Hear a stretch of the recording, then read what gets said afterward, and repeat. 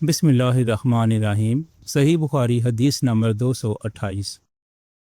ابو حبیش کی بیٹی فاطمہ رسول اللہ صلی اللہ علیہ وآلہ وسلم کی خدمت میں حاضر ہوئی اور اس نے کہا کہ میں ایک ایسی عورت ہوں جسے استحاضہ کی بیماری ہے، اس لیے میں پاک نہیں رہتی، تو کیا میں نماز چھوڑ دوں؟ آپ صلی اللہ علیہ وآلہ وسلم نے فرمایا، نہیں، یہ ایک رگ کا خون ہے، حیض نہیں ہے، تو جب تجھے حیض آئے تو نماز چھوڑ دے، اور جب یہ دن گزر جائیں تو اپنے بدن اور کپڑے سے خون دھو ڈال، پھر نماز پڑھ۔ حشام کہتے ہیں کہ میرے باپ عروہ نے کہا کہ حضور صلی اللہ علیہ وآلہ وسلم نے یہ بھی فرمایا کہ ہر نماز کے لیے وضو کر، یہاں تک کہ وہی حیض کا وقت پھر آ جائے۔